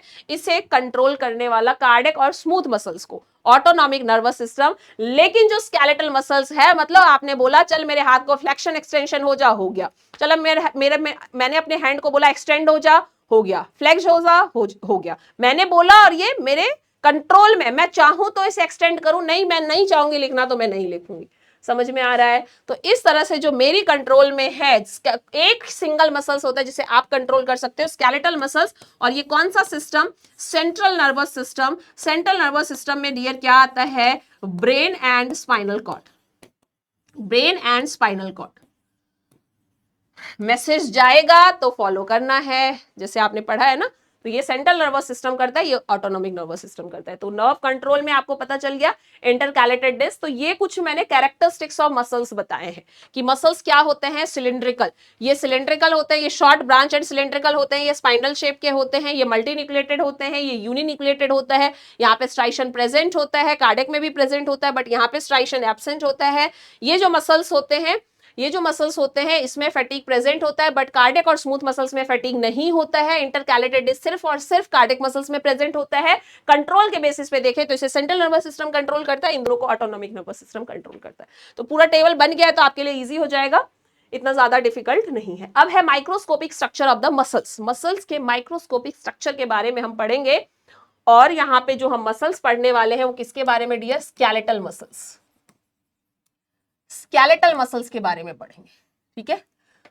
देख लेते हैं, स्केलेटल, बोन पता चल गया होगा, और यहां से जो मसल्स निकलती हैं उसे हम क्या बोलते हैं, स्केलेटल मसल्स, ठीक है। ये बोन वाला पार्ट है, और बोन से जो मसल्स अटैच होती है, मैंने बताया ना, जो बोन से मसल्स अटैच होगा उस मसल्स को हम क्या बोलेंगे, स्केलेटल मसल्स। और माइक्रोस्कोपिक स्ट्रक्चर ऑफ मसल्स का मतलब इस मसल्स के बारे में हमें पढ़ना है, ठीक है, कि क्या कवरिंग होती है, क्या मसल्स में क्या फेसिकुलस क्या होता है, सारी चीजें, एपीमाइसियम, पेरीमाइसियम, एंडोमाइसियम, क्या सारी चीजें हैं वो क्या, ठीक है। अब जहां बोन से मसल्स अटैच होता है, आपने देखा ये बोन है, यहां से मसल्स है, तो बोन से जो मसल्स अटैच होते हैं वहां पे जो होता है उसे हम क्या बोलते हैं, टेंडन, टेंडन। सारी चीजें समझना, मैं एक एक करके लिख रही हूं, जिससे बाद में पूरा स्लाइड भरने के बाद ये ना लगे अरे भाई कहां से आ गया। Tendon, bone attached with muscles, bone से जुड़ा हुआ मसल्स है, किसने जोड़ा है, टेंडन ने। टेंडन के एक एंड पे क्या है, बोन है, टेंडन के दूसरे एंड पे क्या है, मसल्स है, ठीक है। टेंडन के एक एंड पे बोन, दूसरे एंड पे मसल्स, इसने बोन को मसल से जोड़ा है, उसे हमने क्या बोल दिया, टेंडन बोल दिया। चलो अब यहाँ पे क्या होते हैं, मल्टीपल, बहुत सारे फाइबर्स होते हैं इस तरह से, ठीक है, बंडल्स होते हैं, ये देखो यहाँ पे कुछ बंडल्स हम इस तरह से बना लेते हैं और चारों तरफ से कवरिंग भी होती है, वो भी देखेंगे। और फिर अगर हम इसको एक को निकालें तो यहाँ पे भी आपको बहुत सारे बंडल्स, क्योंकि इसके अंदर भी बंडल्स होते हैं, इसके अंदर भी बंडल्स होते हैं। सारे में बनाऊंगी तो बहुत टाइम लग जाएगा, इसका मैं रियल डायग्राम आपको दिखा दूंगी। एक दो बंडल्स में बना दिया और इस बंडल्स के अंदर जो बंडल होता है उसके अंदर भी बंडल होता है। देखो इसके अंदर भी क्या है, इस तरह से बंडल्स होते हैं। और फिर यहां से इस तरह से एक निकलता है मसल्स फाइबर, ठीक है। और इसके अंदर भी क्या होता है, सार्कोमियर होता है। ये एक सिंगल मसल्स फाइबर है। अब देखना समझना, इसकी कवरिंग बनाते हैं। Very interesting. यहां से इसकी एक रेड कलर की आपको कवरिंग दिख रही है कि इस मसल्स को कवर करके रखा हुआ है। ये जो मसल्स है ये भी कवर होते हैं इस तरह से, चारों तरफ से जितने भी मसल्स हैं ये इस तरह से कवरिंग में कवर होंगे, ठीक है। इस तरह से इसकी भी ये कवरिंग हो गई। फिर आपने देखा ये जो मसल्स हैं, एक निकला है ये भी कवर्ड है इस तरह से।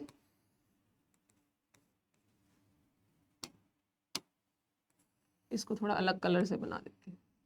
तो ये जो एक सिंगल मसल्स आपने देखा है, मैंने यहाँ पे बंडल्स ऑफ मसल्स को कवर किया हुआ, इसे हम बोलते हैं फैसिकुलस या फिर फैसिक्यूलाई, ठीक है। और ये जो मसल्स फाइबर मैंने बताया है, ये जो मैंने पूरा मसल्स का बंडल बनाया है, ये क्या है, ये इसको चारों तरफ से एक रेड कलर की कवरिंग ने कवर कर रखा है। इस कवरिंग को हम क्या बोलते हैं, the muscles, the whole muscles is covered by a covering and is called as epimysium. हम इसे डियर क्या बोलते हैं, एपीमाइसियम।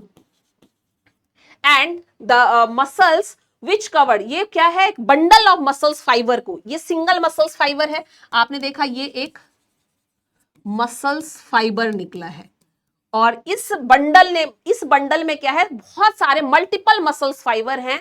तो जो एक बंडल पूरे मल्टीपल मसल्स फाइबर को कवर करके रखता है, उस मसल्स बंडल को हम क्या बोलते हैं, फैसिक्यूलस बोलते हैं। क्या बोलते हैं, फैसिक्यूलस बोलते हैं। And this fasciculus is covered by a layer and this layer is called as, this fasciculus is covered by a layer and this layer is called as perimysium. क्या बोलेंगे डियर, पेरीमाइसियम। एंड फैसिकुलस में से क्या निकला, एक single muscles fibre and the single muscles fibre is also covered by a layer, single muscles fiber is also covered by a layer and this covering, this layer is called as endomysium। क्या बोलेंगे इस covering को, endomysium बोलेंगे। अब बोलो समझ में आया आपको। मसल्स का एक माइक्रोस्कोपिक स्ट्रक्चर मैंने आपको बताया है कि मसल्स को खोलते चले जाओ तो देखो उसमें से फाइबर्स निकलेंगे और इस फाइबर्स को याद करना है। मैंने एक स्केलेटल मसल्स का डायग्राम यहाँ पे बनाया है। मैंने बोला ये स्केलेटल बोन से अगर मसल्स अटैच होगा तो उस मसल्स को हम स्केलेटल मसल्स बोलेंगे और जो बोन को मसल से जोड़ के रखता है वो क्या है, टेंडन है। तो टेंडन के एक एंड पे बोन, दूसरे एंड पे मसल्स होता है और ये जो मसल्स फाइबर होता है, whole muscles fibre is covered by a layer is called as epimysium. फिर इसमें से एक बंडल को हमने निकाला जिसे हमने फैसिकुलस बोला। Fasciculus is covered by a layer is called as perimysium and this perimysium this fasciculus में से एक मसल्स फाइबर निकला, single one muscles fibre and is also covered by a layer is called as endomysium. चलो इसका diagram दिखाते हैं आपको। Diagram देखो, अब जब रियल डायग्राम देखोगे तो चीजें और ज्यादा समझ में आएंगी। ये बना है बोन, ये है बोन और ये जो आपको व्हाइट व्हाइट सा यहां तक दिख रहा है ना, ये है टेंडन। देखो अभी बताया था ना, ये जो दिख रहा है बोन और ये है मसल्स, यहां से मसल्स है, यहां से बोन से जुड़ा हुआ है। तो ये जो पार्ट बनाया है व्हाइट व्हाइट कलर का, ये क्या है डियर, टेंडन है। और फिर यहां से मसल्स फाइबर निकला है, वही चीज मैंने आपको समझाया है। And muscles fibre is called as, muscles fibre is covered by a layer. ये लेयर दिख रहा है, एक लेयर से कवर्ड है। इसको हमने व्हाइट व्हाइट कलर का ये जो लेयर जा रहा है, इस लेयर को हमने क्या बोल दिया, एपीमाइसियम। एपीमाइसियम। फिर आपने देखा मसल्स के अंदर भी इस तरह से बंडल्स, बहुत सारे बंडल्स हैं मसल्स के अंदर, और वो भी एक व्हाइट व्हाइट कलर का दिख रहा है आपको, उस लेयर से कवर्ड है, जिसको उसने अलग से बाहर निकाल के दिखाया कि चलो ऐसे नहीं दिखेगा, चलो इस बंडल को बाहर निकाल देते हैं। और इस बंडल को जब इसके अंदर से हमने बाहर निकाला है तो यहां पे भी दिख रहा है कि इसके अंदर भी बहुत सारे बंडल्स हैं। तो जो ये एक बंडल निकला है, इसी बंडल को हम फैसिकुलस या फैसिकुलाई बोलते हैं, रैप्ड बाय पेरीमेसियम। और ये जो फेसिकुलस है वो किससे कवर्ड होता है डियर? पेरीमाइसियम से, बताया था मैंने अभी। फिर देखा कि इस बंडल के अंदर भी बहुत सारे बंडल हैं, फिर हमने एक मसल्स को इस तरह से बाहर निकाल दिया, फिर देखो उसके अंदर भी बहुत सारे हैं। तो ये जो एक निकला है वो सिंगल क्या है? एक मसल्स फाइबर है। ये इसके अंदर से जो निकला है वो क्या है? मसल्स फाइबर है। और यहां पे आपको दिख रहा होगा इस मसल्स फाइबर में कहीं कहीं व्हाइट कहीं कहीं डार्क लग रहा है, तो वही लाइट बैंड और डार्क बैंड है जो मैंने आपको बताया था। जब ये मसल्स फाइबर यहां से बाहर निकला तो आपने देखा मसल्स कहीं से डार्क कहीं से व्हाइट लाइट कलर का दिख रहा है, और उसी को हम डार्क बैंड और लाइट बैंड बोलते हैं। और ये जो लेयर होता है, ये जो मसल्स फाइबर होता है, वो भी किससे? एक लेयर से कवर्ड होता है। देखो यहाँ पे दिख रहा है ना पूरा व्हाइट व्हाइट कलर का, और इस लेयर को हम क्या बोलते हैं? Endomysium. Between individual muscles fibre, एक सिंगल मसल्स फाइबर के अराउंड जो कवरिंग होती है उसे हम क्या बोलते हैं? एंडोमाइसियम। और इसके बीच बीच में यहाँ पे जो दिख रहा है ये सब ब्लड वेसल्स है। ये सब क्या है डियर? ब्लड वेसल्स है। तो मुझे बताओ, क्या इस स्ट्रक्चर में आपको कोई प्रॉब्लम है? क्या ये जो स्ट्रक्चर मैंने बनाया दिखाया है, ये एक जो स्केलेटल मसल्स है, स्केलेटल मसल्स को मैंने खुद से ड्रॉ किया, पहले मैंने समझाया, जिससे कि आगे अगर आपको कोई भी चीज समझाया जाए तो आपको दिक्कत ना हो।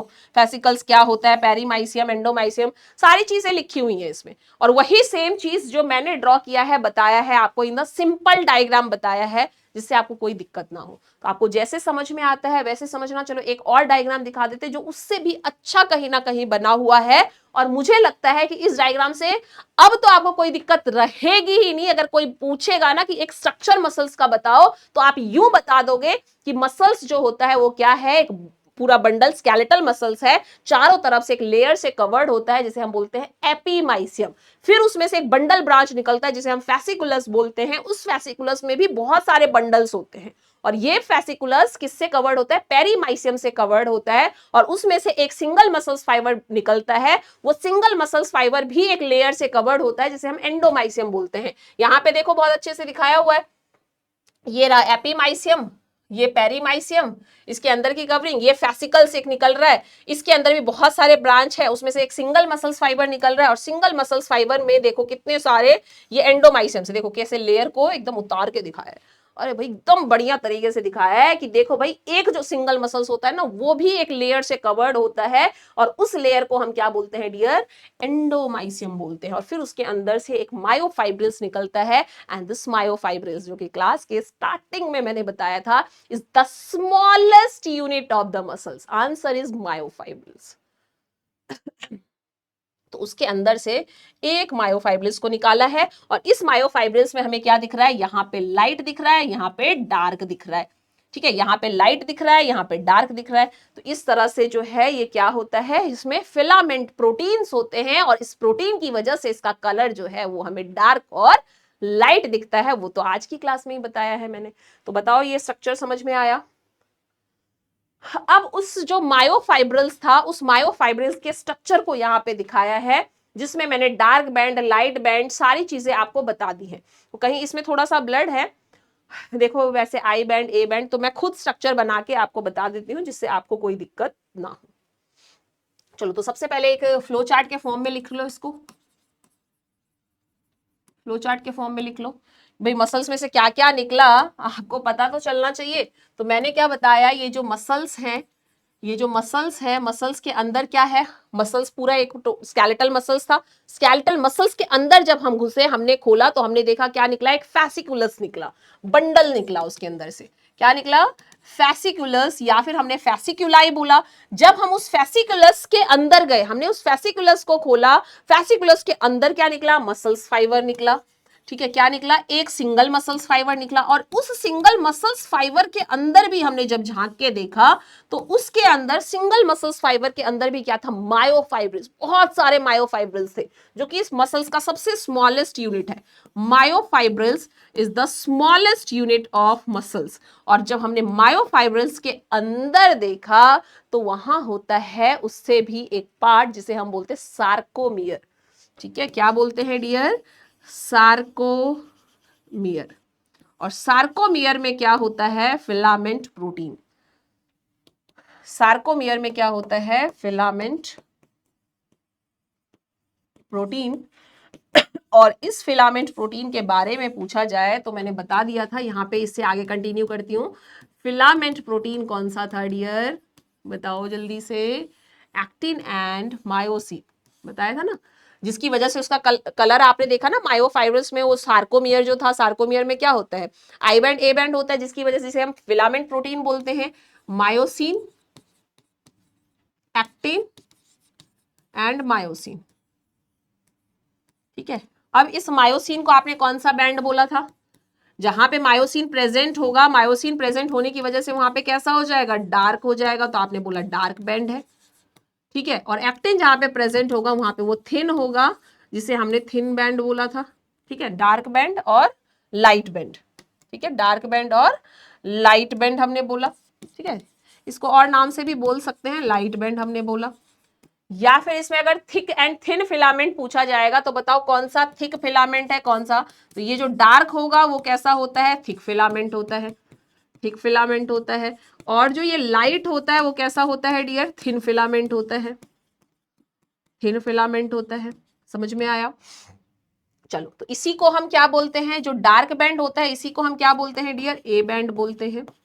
और जो ये लाइट होता है, थिन होता है, इसे हम क्या बोलते हैं, आई बैंड बोलते हैं। तो थिक आई का मतलब क्या होता है, आइसोट्रोपिक बैंड, और एन ए का मतलब क्या होता है, एन आइसोट्रोपिक बैंड बोलते हैं, ठीक है। Anisotropic band, anisotropic band. A से क्या, ए का फुल फॉर्म क्या है, एन आइसोट्रोपिक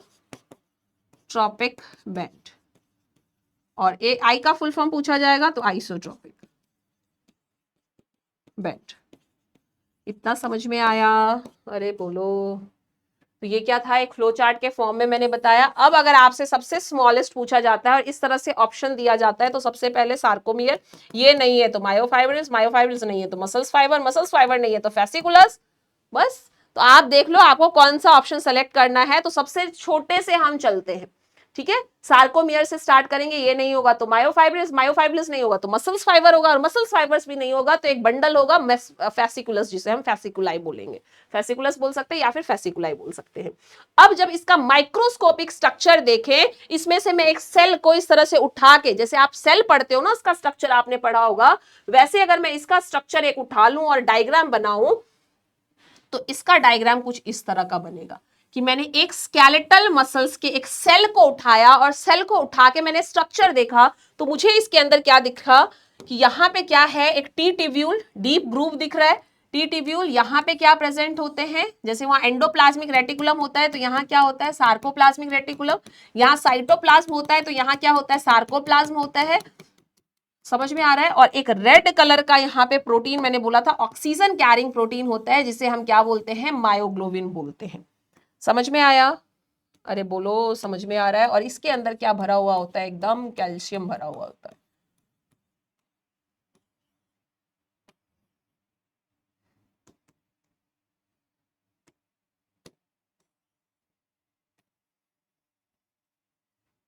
चलो, तो स्ट्रक्चर देख लेते हैं। हमने क्या देखा, यहाँ पे एक डीप ग्रूव है, डीप ग्रूव लाइक स्ट्रक्चर है, और ये जो पूरा एक तरह का बना हुआ है वो टी के शेप में आपको दिख रहा है। ये पूरा एक टी के शेप में दिख रहा है, इसे हम क्या बोलते हैं, T shape filament. T shape यहाँ पे दिख रहा है स्ट्रक्चर आपको, टी फिलामेंट आपने देखा। यहाँ पे क्या है, टी टिब्यूल्स, ठीक है। टी शेप का क्या है, एक टी टिब्यूल है, टी टिब्यूल है। जो रेड कलर का है उसे हमने क्या बोला, मायोग्लोबिन। ये मायोग्लोबिन क्या करता है, मसल्स के अंदर मैंने बोला था ऑक्सीजन कैरिंग प्रोटीन होता है, ठीक है, मायोग्लोबिन। यहाँ पे जो इस तरह से आपने देखा, जैसे आप बोलते हो ना साइटोप्लाज्म, तो यहाँ मसल्स में हम इसको क्या बोलेंगे, सार्कोप्लाज्म, सार्कोप्लाज्म बोलेंगे, ठीक है। और ये जो आप देख रहे हो, ये चारों तरफ से जैसे आप बोलते हो कि ये प्लाज्मा मेम्ब्रेन है, यहाँ पे क्या होता है, सार्कोमियर,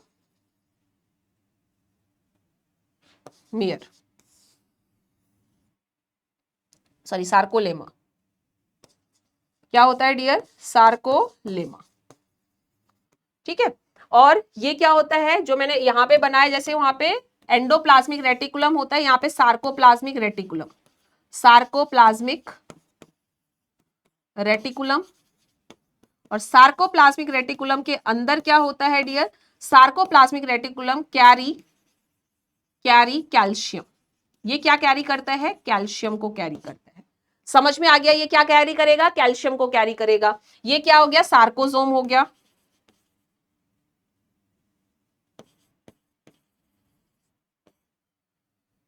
चलो समझ में आया। और तो स्ट्रक्चर अभी बनाया ही नहीं। यहां पे इस तरह से प्रोटीन से अटैच्ड एक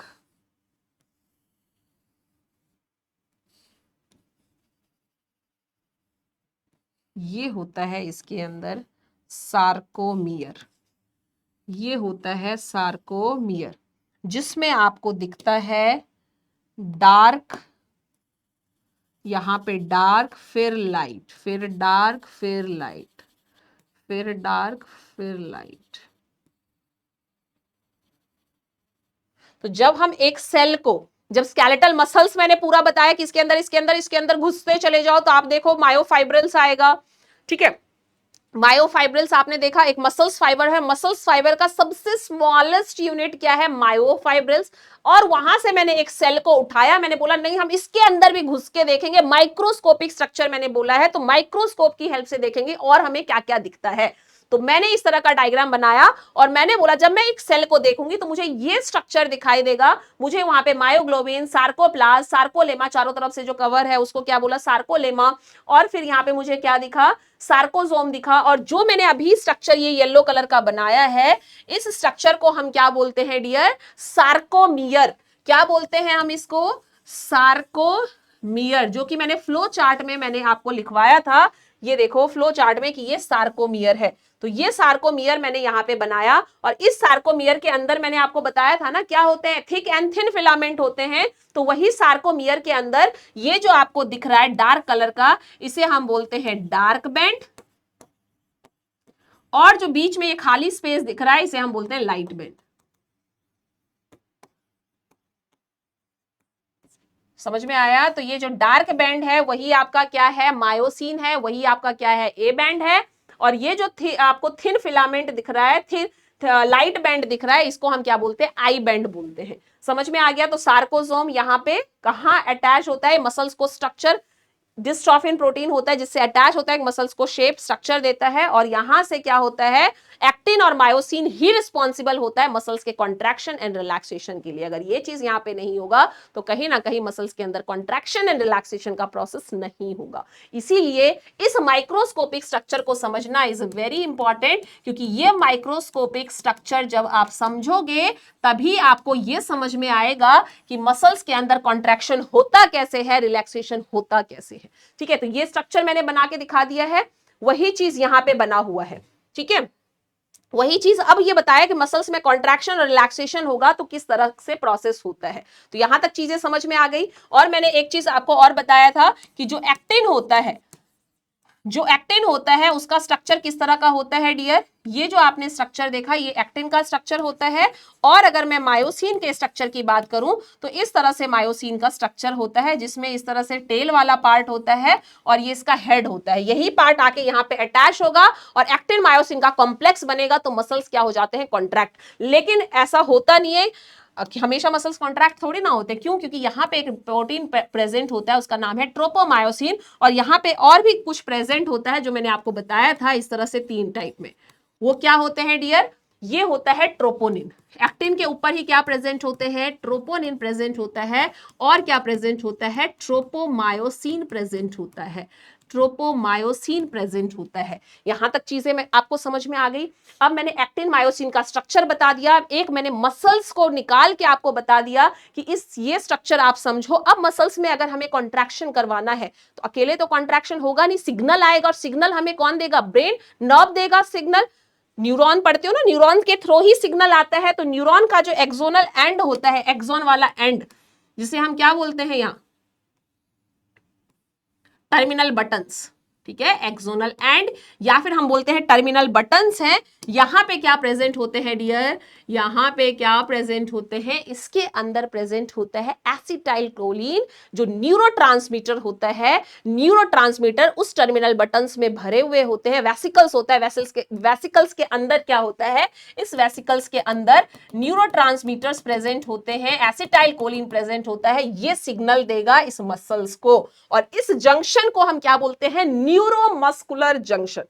ये जो जंक्शन है, इस जंक्शन को मैंने क्या बोला डियर, न्यूरोमस्कुलर जंक्शन। इसलिए मैंने बोला साथ साथ बना लेना, चाहे तो अलग डायग्राम बना लेना, आपको सब समझ में आ जाएगा। आज समझा देती हूं, अगर आपको ऐसा लगता है कि इसका नोट्स भी हमें चाहिए तो मैं पूरा नोट्स भी आपको लिखवाऊंगी, but class is very lengthy, class बहुत लंबा हो जाएगा। चाहे तो समझ सकते हैं या फिर लिख सकते हैं, देख लो, आप जो चाहते हो बता दो, उसी हिसाब से आगे कंटिन्यू कर लेंगे। आप बोलोगे मैम दोनों चाहिए, मुझे पता है ना आपका समझेंगे भी और लिखेंगे भी। ठीक है, चलो लिखवा देंगे, कोई टेंशन मत लो आप। न्यूरोमस्कुलर जंक्शन, लेकिन पहले समझो, क्योंकि समझोगे तो लिखना ज्यादा बेनिफिट रहेगा। ये न्यूरोमस्कुलर जंक्शन है, यहां से क्या होगा, सिग्नल आएगा, मैसेज आएगा, और क्या रिलीज होगा, एसिटाइलकोलिन रिलीज होगा। उसके रिसेप्टर यहां मसल्स के ऊपर प्रेजेंट होते हैं। यहां से क्या होगा, यहां जैसे सिग्नल आया, the signal rotate in whole sarcolemma and enter from the T tubule. और इस टी टिब्यूल, टी शेप का जो स्ट्रक्चर टी टिब्यूल से यहां से क्या होगा, अंदर जाएगा, और अंदर जाके किस पे एक्ट करेगा, सार्कोप्लाज्मिक रेटिकुलम पे एक्ट करेगा। और यहां जो ये कैल्शियम आपने बोला था भरा हुआ है, वो कैल्शियम रिलीज हो जाएगा। और ये कैल्शियम कहां पे आके एक्ट करेगा, बताओ। ये जो इसके अंदर कैल्शियम था, सबसे पहले मैंने बताया, फिर दोबारा भी बताऊंगी, कैल्शियम रिलीज हुआ, कैल्शियम यहां से निकलेगा और act on this sarcomere, sarcomere पे आके एक्ट करेगा। अब इसके अंदर क्या होता है, एक्टिन और मायोसिन होता है, उसका स्ट्रक्चर मैंने बनाया नहीं है, उसका भी मैं स्ट्रक्चर सार्कोमियर का अलग से बना देती हूं। उसमें जब ये कैल्शियम आता है, कैल्शियम एक्ट होता है, तो क्या करेगा, ये कैल्शियम सबसे पहले आके ट्रोपोनिन सी से बाइंड हो जाएगा। ठीक है, कैल्शियम चैनल क्या हुआ, ओपन हुआ, कैल्शियम अंदर आया। सबसे पहले यहाँ स्टार्टिंग से बता देती हूँ एक बार। न्यूरोमस्कुलर जंक्शन से जैसे ही मैसेज आता है, सिग्नल आता है, एसिटाइलकोलिन रिलीज होता है, वैसे ही क्या होगा, बहुत सारे सोडियम, यहाँ सोडियम चैनल ओपन, सोडियम अंदर आते हैं, सोडियम चैनल ओपन, सोडियम अंदर आएगा। और अंदर आने के बाद ये क्या करेगा, एक्ट करेगा सार्कोप्लाज्मिक रेटिकुलम पे। और ये सार्कोप्लाज्मिक रेटिकुलम में जो कैल्शियम भरे हुए होते हैं, बर्स्ट होता है, और सारे कैल्शियम्स यहां से रिलीज होते हैं। कैल्शियम रिलीज होकर किस पे एक्ट करते हैं, ये जो आपका सार्कोमियर है, सार्कोमियर पे एक्ट करते हैं। और सार्कोमियर के अंदर फिर क्या चेंज आता है, उसके लिए मैं और भी ज्यादा माइक्रोस्कोपिक स्ट्रक्चर आपको बनाऊंगी। उसके अंदर ये ट्रोपोनिन सी से आके बाइंड होते हैं। जैसे ही कैल्शियम बाइंड विथ ट्रोपोनिन सी, वैसे ही ट्रोपोमायोसिन, इस ट्रोपोमायोसिन क्या करता है, इस मायोसिन के एक्टिव साइट को यहां से छोड़ देता है, और फिर मायोसिन का हेड आके यहां पे इससे अटैच हो जाता है। तो एक्टिन एंड मायोसिन का कॉम्प्लेक्स फॉर्म होता है, एंड मसल्स बिकम कॉन्ट्रैक्ट। अब हम, मेरा मसल्स जो कॉन्ट्रैक्ट हुआ है, उसके पीछे ये सारी कहानी है। समझ में आया, सिग्नल आएगा, एक्टिन मायोसिन का कॉम्प्लेक्स बनेगा, और कॉम्प्लेक्स बनेगा तो मसल्स कॉन्ट्रैक्ट हो जाएगा। और ये मसल्स का कॉन्ट्रैक्शन कैसा प्रोसेस है, muscles contraction is a passive process. Muscles का कॉन्ट्रैक्शन एक पैसिव प्रोसेस है, लेकिन मसल्स का relaxation is a active process, क्योंकि मसल्स को रिलैक्स होने के लिए एटीपी की रिक्वायरमेंट होती है। ये एटीपी मायोसिन से जाके अटैच होता है, तो वो अपने एक्टिव साइट को, जो ये एक्टिव साइट था, उसको छोड़ के वापस से फिर अपने शेप में आ जाता है, और मसल्स क्या हो जाता है, रिलैक्स हो जाता है। बताओ, कॉन्ट्रैक्शन और रिलैक्सेशन समझ आया या नहीं आया। आप बोलोगे मैम वो स्ट्रक्चर बनाती हूं मैं। अब मैं आपको क्या बताऊंगी, यहां तक की चीजें मैंने बताई, अब मैं इसका स्ट्रक्चर बताऊंगी आपको। ठीक है, किसका, ये जो सार्कोमियर आपने देखा, अब इस सार्कोमियर को भी अगर जूम करके दिखाया जाए तो ये किस तरह का दिखता है, वो मैं आपको दिखाने वाली हूं। अब देखो, अब अगर इस सार्कोमियर को देखें तो ये सार्कोमियर कुछ इस तरह का स्ट्रक्चर दिखेगा। सामने ध्यान से देखना, ये जेड लाइन, ठीक है, दो जेड लाइन के बीच में क्या होता है, एम लाइन। ठीक है, ये आपका हो गया आई बैंड,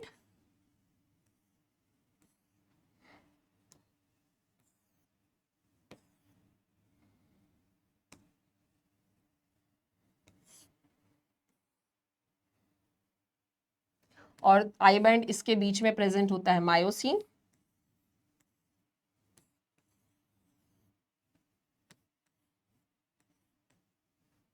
अब बस नेमिंग करना है, लिख तो हमने सारा लिया है ना।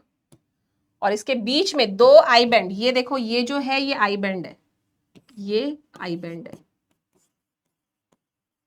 अब ये मत पूछना ये आई बैंड क्या है, कितनी बार मैंने बता दिया, ए बैंड है। ठीक है, ये जो डार्क कलर का होता है, ये पूरा डार्क कलर का होता है, इसकी वजह से वहां मसल्स में आपको डार्क डार्क दिख रहा है ना। दिख रहा था वो इसकी वजह से ही दिख रहा था। ये मायोसिन होता है, डार्क कलर का डार्क बैंड होता है, या फिर एक जगह जो डायग्राम है वो मैं इस तरह का बना देती हूँ, ठीक है। मायोसिन का जो एक्चुअल स्ट्रक्चर था वो बना देती हूँ, इस तरह से होता है, ठीक है। ये टेल वाला पार्ट है, ये इसका हेड वाला पार्ट है, तो ये मायोसिन हो गया। और एक्टिन का भी अगर आपको स्ट्रक्चर देखना है रियल वाला, तो यही वाला स्ट्रक्चर होता है जो यहाँ पे प्रेजेंट होता है।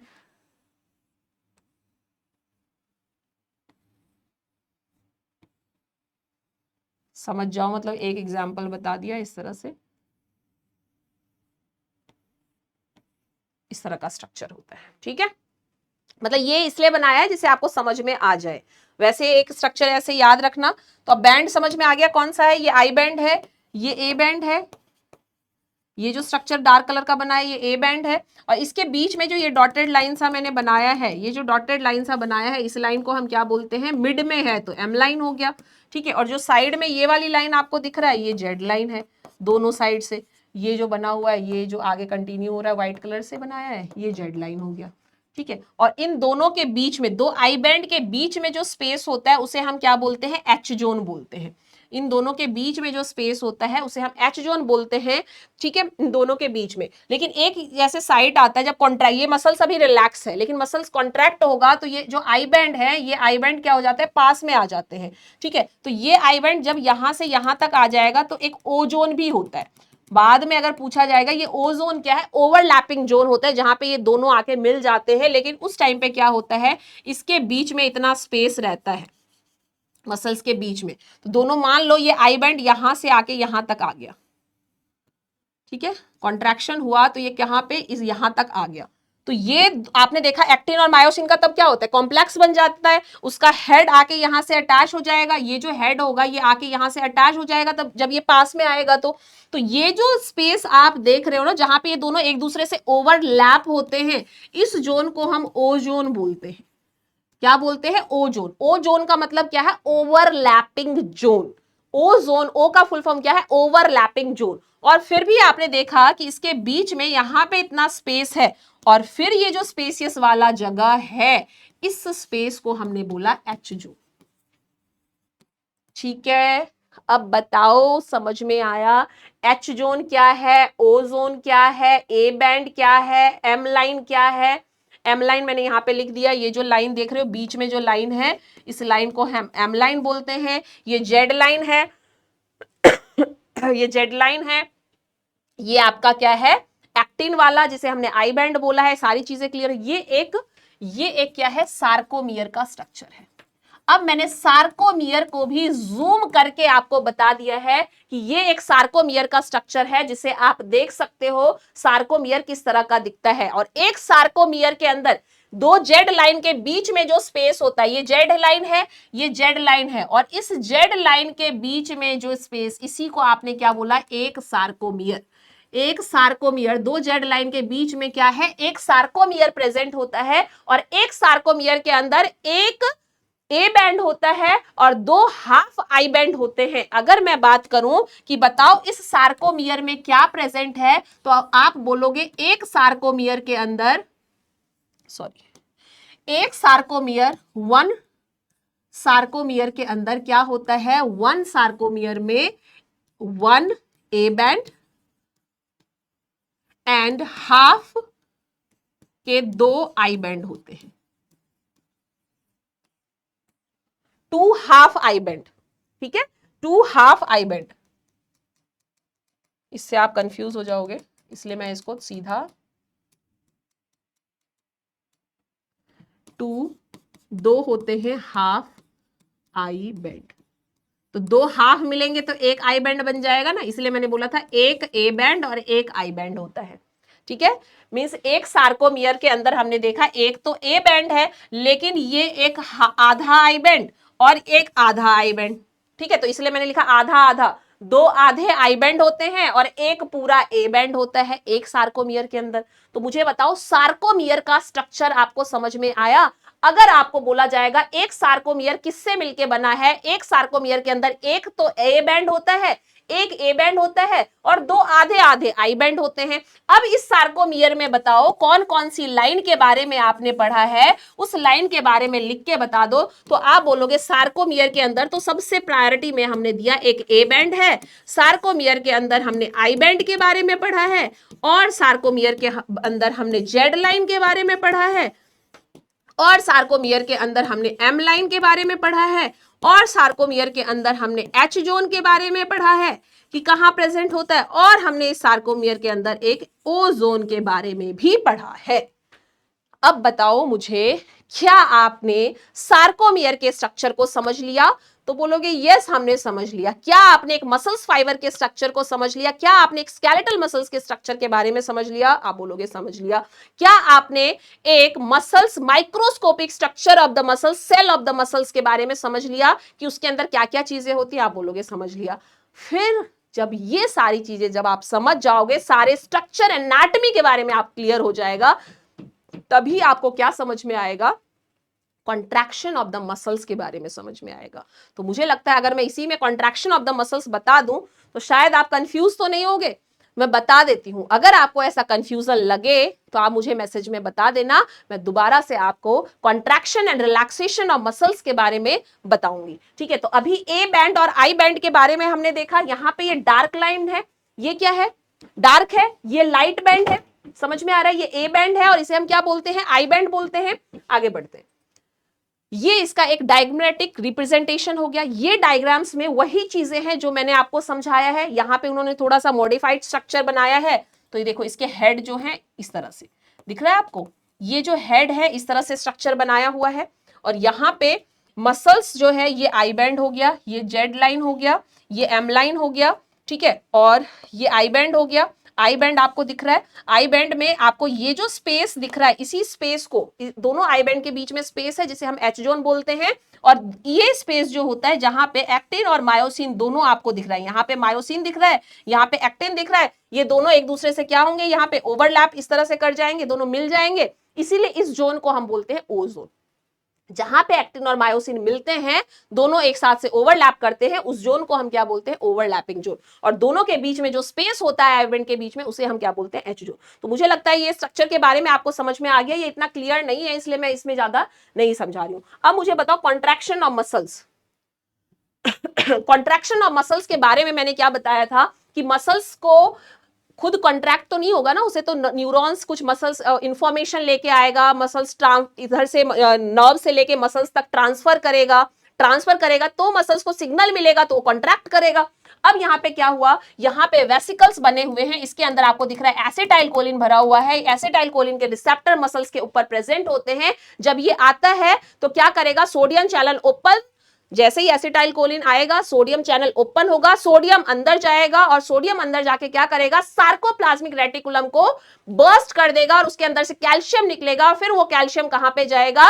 एक्टिन के ऊपर। एक्टिन पे क्या प्रेजेंट है? ट्रोपोनिन सी से जाके अटैच्ड होगा। उस ट्रोपोनिन सी से जब अटैच होगा ये कैल्शियम, तो क्या होगा? ट्रोपोमायोसिन अपने एक्टिव साइट से हट जाएगा, और ट्रोपोमायोसिन जब अपने एक्टिव साइट से हट जाएगा तो मायोसिन वहां पे जाके अटैच हो जाएगा और एक्टिन और मायोसिन का कॉम्प्लेक्स फॉर्म्ड हो जाएगा and muscles become contract and this step is called as contraction of muscles. तो मुझे लगता है आपको समझ में आ गया होगा। और जब मसल्स में कॉन्ट्रैक्शन होता है तो मसल्स के लेंथ क्या हो जाते हैं? शॉर्ट हो जाते हैं। ये देखो मसल्स क्या हुआ है? शॉर्ट हो गया है। क्लियर है? तो ये पूरा स्टेप मैंने बताया। देखो एक्टिन और मायोसिन, क्योंकि जो मायोसिन है वो एक्टिन से अटैच नहीं हो सकता। क्यों? क्योंकि वहां पे ट्रोपोमायोसिन बैठा होता है। ट्रोपोमायोसिन उसे अटैच नहीं होने देता। वो बोलता है पहले सिग्नल आने दे भाई, सिग्नल आएगा, मुझे मैसेज मिलेगा, मैं तब वहां से हटूंगा। और फिर जब दोनों का वो हटता है, उन दोनों का कॉम्प्लेक्स फॉर्म्ड होता है, तभी मसल्स बिकम कॉन्ट्रैक्ट। समझ में आ रहा है? तो ये मसल्स का कॉन्ट्रैक्शन आपको समझ में आ गया। चलो भाई, तो लिख तो नहीं सकते हैं क्योंकि हमारे क्लास की टाइमिंग आज यहां तक की ही थी। तो अगर आप बोलोगे इसके बारे में पूरा step by step muscles contraction के बारे में हम नेक्स्ट क्लास में लिख लेंगे। लेकिन वो जो चीजें मैंने समझाई है कि कॉन्ट्रैक्शन साइकिल कैसे काम करता है। मायोसिन का हेड हाइड्रोलाइज होगा ATP and become reoriented and energised होता है। यहाँ पे देख रहे हो ट्रोपोमायोसिन भी बैठा है, ट्रोपोनिन भी बैठा है, जो चीजें मैंने समझाई है ना वही सारी चीजें हैं। ट्रोपोमायोसिन भी बैठा है, 3 आपको इस तरह से दिख रहा है पर्पल कलर का, वो क्या है, ट्रोपोनिन है। ट्रोपोनिन में जब कैल्शियम आएगा तो ट्रोपोनिन सी से अटैच होगा, ट्रोपोनिन सी से जब अटैच होगा तो वहां पे क्या होगा, ये अपने साइट को छोड़ देगा। ट्रोपोमायोसिन क्या करेगा, मायोसिन का साइट जो है, मायोसिन का हेड जहां पे आके अटैच होना चाहिए उसके साइट को छोड़ देगा। फिर वहां पे क्या होगा, मायोसिन जाके एक्टिन वाले पार्ट से देख रहे हो अटैच हो जाएगा और इस तरह से देखो पूरा कॉम्प्लेक्स एक्टिन और मायोसिन का क्या बन जाएगा, कॉम्प्लेक्स बन जाएगा और फिर मसल्स कॉन्ट्रैक्ट हो जाएगा। और यहां मसल्स कॉन्ट्रैक्ट हो गया, अब रिलैक्स होने के लिए क्या चाहिए, एटीपी चाहिए। फिर एटीपी जाता है, एटीपी क्या करता है, इस मायोसिन के हेड को हाइड्रोलाइज कर देता है, वहां से हटा देता है और फिर ट्रोपोमायोसिन अपनी साइड पे आ जाता है और मसल्स क्या हो जाता है, रिलैक्स। क्योंकि जब इसका हेड यहां से हट जाएगा तो मसल्स क्या हो जाएगा, रिलैक्स हो जाएगा। और इसको हटाने के लिए क्या चाहिए, एटीपी चाहिए। समझ में आया, एटीपी चाहिए इसको हटाने के लिए। तो इस तरह से मसल्स कॉन्ट्रैक्ट और रिलैक्स होते हैं। और मसल्स का रिलैक्सेशन दोनों मैंने एक साथ भी रखा है। यहां से देखो हेड से अटैच हुआ तो कॉन्ट्रैक्शन हुआ, ये हेड मायोसिन का यहां से हट गया तो मसल्स रिलैक्स हो गया। और जब मसल्स कॉन्ट्रैक्ट हुआ तो उसकी लेंथ शॉर्ट हो गई, जब मसल्स रिलैक्स हुआ तो फिर से अपने नॉर्मल शेप में, स्ट्रेंथ में आ गया। समझ में आया। तो ये मसल्स का कॉन्ट्रैक्शन एंड रिलैक्सेशन वाला प्रोसेस है। 3D मॉडल हम अपने देखेंगे, अभी 3D मॉडल तो नहीं है, ठीक है, बाकी 3D मॉडल देखेंगे।